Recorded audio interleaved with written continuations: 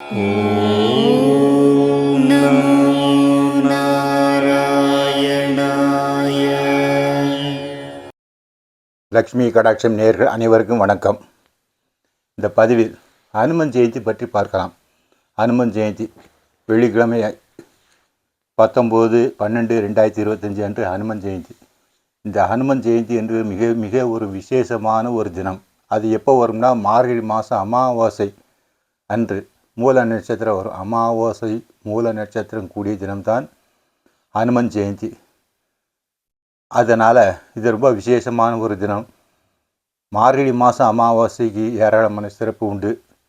அதில் இது ஒன்று. இந்த ஹனுமன் இவருக்கு பெயர் காரணம் முதல்ல பார்த்துருவோம். அதாவது ஹனுமன் என்றால் அணு என்றால் என்னென்னா தாடை, அதுமாதிரி மண் என்றால் வீக்கம், பெரியதாக உள்ளது.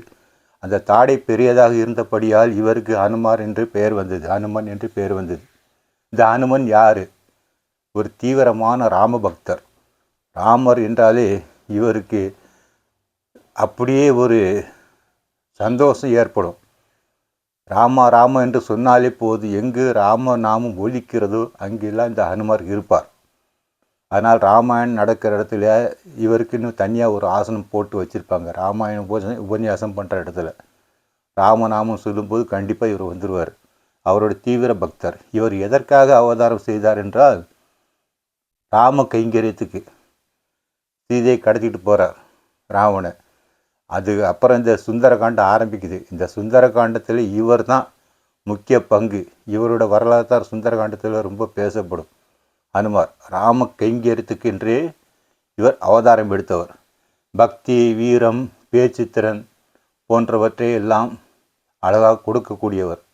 இவரை வணங்கினால் நல்ல வீரம், ராமர் மீது நல்ல பக்தி, பேச்சுத்திறன், அதாவது சின்னதாக பேசலாம் பெரிய அர்த்தமாக இருக்கும். இலங்கைக்கு போய் சீதாதேவியை கண்டு வரார். நேராக இங்கே வந்த உடனே ராமரை பார்த்து கண்டேன் சீதைன்னு சுருக்கமாக மிக அழகாக எடுத்துரைத்தவர். அதனால் சொல்லின் செல்வர் என்கிற ஒரு பட்டம் அவர் கொடுத்தார். இவரை வணங்கினால் ஏராளமான நன்மைகள் நமக்கு ஏற்படும். எப்படி என்றால் இந்த ஹனுமன் ஏராளமான சிறப்பு உண்டு. அது என்னென்னா, நல்ல நமக்கு உடலுக்கு நல்ல ஆரோக்கியத்தையும், அதன் பிறகு நல்ல உடலுக்கு நல்ல வலிமையை தரக்கூடியவர் இந்த ஆஞ்சநேயர்.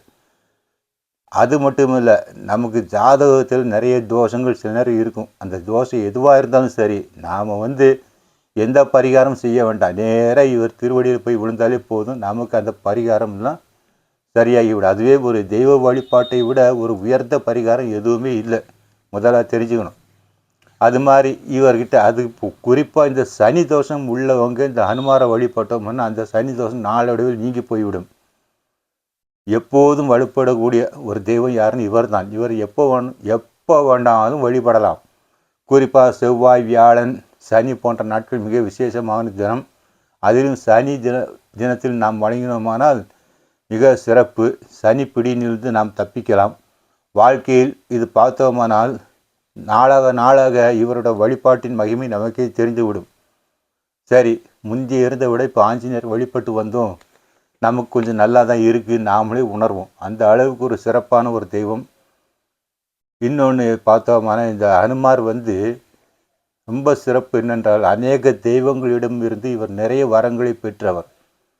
எல்லா தெய்வங்களின் ஆசீர்வாதம் இவருக்கு உண்டு. அதனால்தான் இவரால் எல்லா காரியமும் சாதிக்க முடிஞ்சது.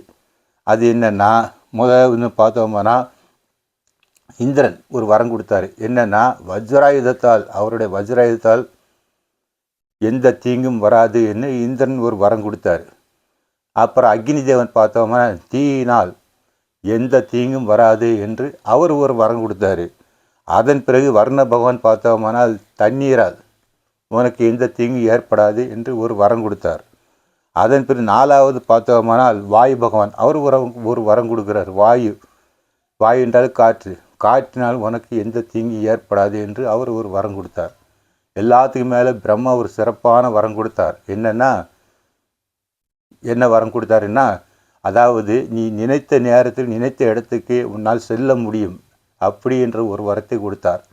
ஆக 5 தெய்வங்களிடமிருந்து மாபெரும் வரங்களை பெற்றவர் இந்த ஹனுமார்.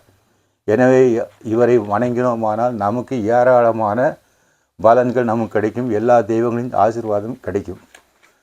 இவருடைய இது என்றைக்குன்னா 19ஆம் தேதி வெள்ளிக்கிழமை அன்று இவரோட ஜெயந்தி, ஹனுமன் ஜெயந்தி.